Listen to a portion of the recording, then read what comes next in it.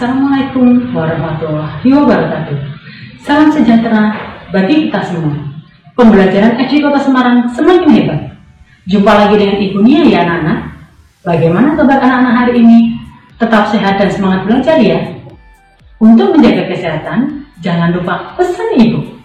Memakai masker, mencuci tangan dengan air yang mengalir menggunakan sabun, dan menjaga jarak.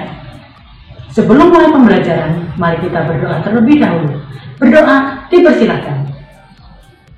Selesai.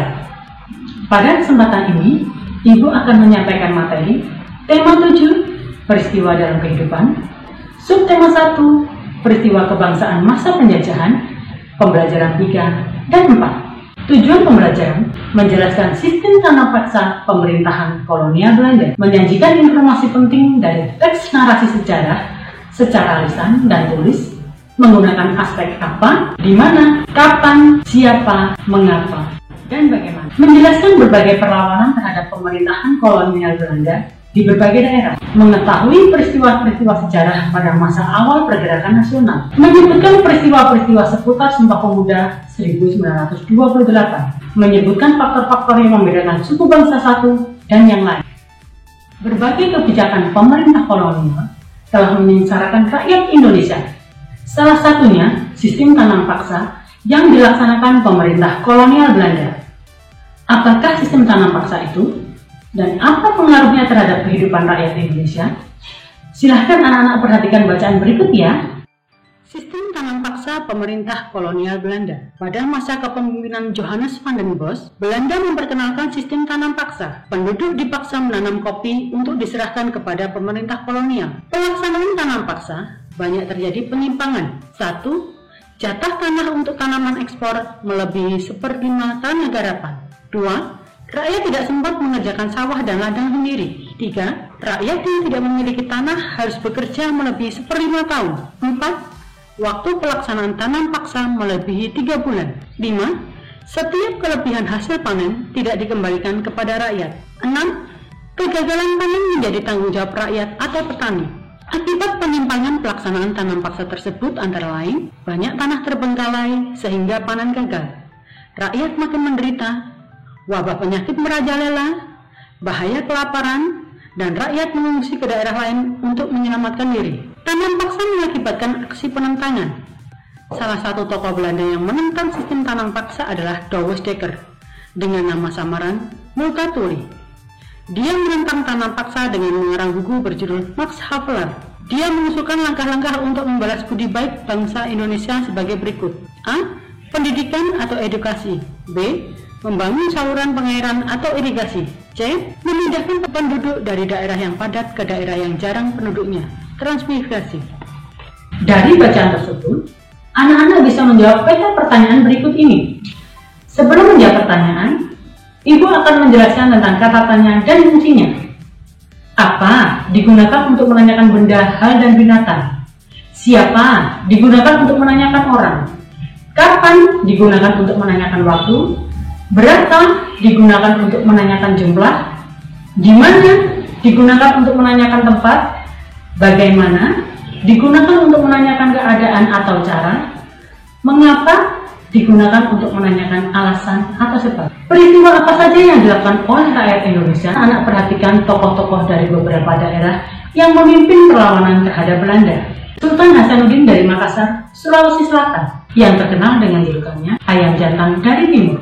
Perang yang terjadi pada tahun 1666 sampai 1668. Penyebabnya karena keinginan VOC untuk mengontrol jalur perniagaan laut ditolak oleh Sultan Hasanuddin. Pangeran Antasari dari Banjarmasin, Kalimantan Selatan.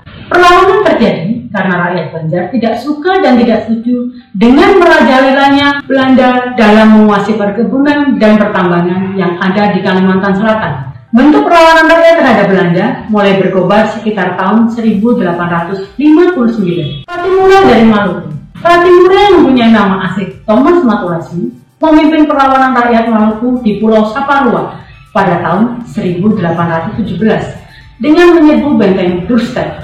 Perang Tapanuli dari tahun 1878 sampai tahun 1907 dipimpin oleh Sisingamangaraja XII Hal ini disebabkan karena Belanda ingin menguasai daerah Tapanuli. Sultan Agung Tirtayasa dari Banten.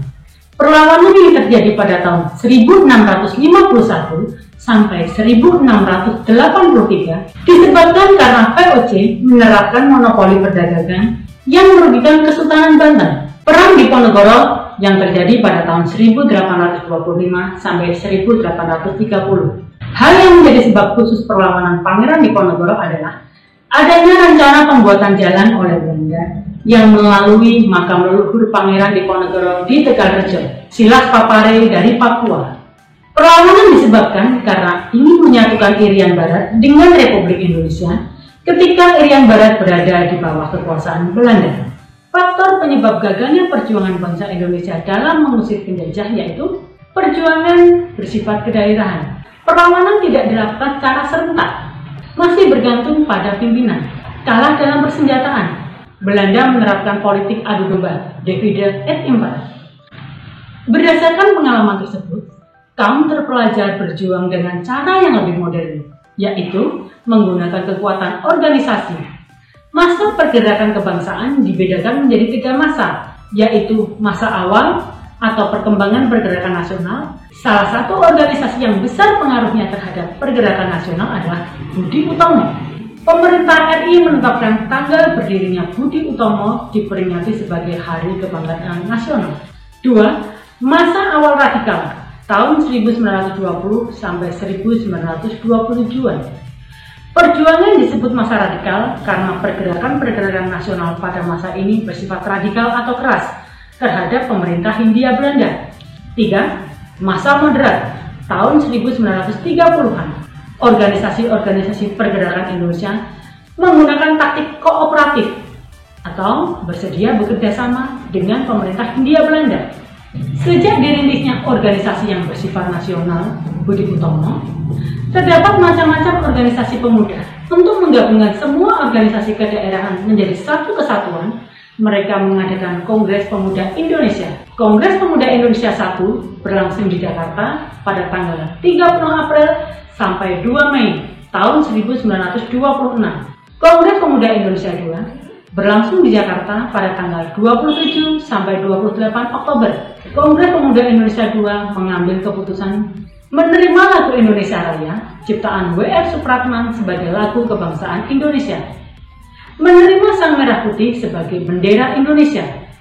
Semua organisasi pemuda dilebur menjadi satu dengan nama Indonesia Muda. Diikrarkannya Sumpah Pemuda oleh semua wakil pemuda yang hadir. Isi ikrar Sumpah Pemuda, kami putra dan putri Indonesia mengakui bertumpah darah yang satu tanah air Indonesia. Kami putra dan putri Indonesia mengakui berbangsa satu bangsa Indonesia. Kami putra dan putri Indonesia menjunjung bahasa persatuan bahasa Indonesia. Peristiwa Sumpah Pemuda menunjukkan adanya rasa persatuan dan kesatuan di antara para pemuda yang berbeda ras, suku, golongan, dan agama. Perbedaan antara satu suku dan suku lainnya hanya terletak pada bahasa, adat istiadat, serta sistem kekerabatan. Kesimpulan dari pembelajaran yang sudah kalian pelajari, mengetahui sistem tanam paksa dan pengaruhnya terhadap kehidupan rakyat Indonesia, memahami kata tanya dan fungsinya, mengetahui tokoh-tokoh dari berbagai daerah yang memimpin perlawanan terhadap Belanda. Masa pergerakan kebangsaan dibedakan menjadi 3 masa, yaitu masa awal, masa radikal, dan masa moderat. Kongres Pemuda 2 yang berlangsung di Jakarta mengikrarkan Sumpah Pemuda. Perbedaan antara satu suku dan suku lainnya hanya terletak pada bahasa, adat istiadatnya, dan sistem kekerabatan. Demikianlah materi yang Ibu sampaikan. Semoga bermanfaat. Sampai jumpa pada video pembelajaran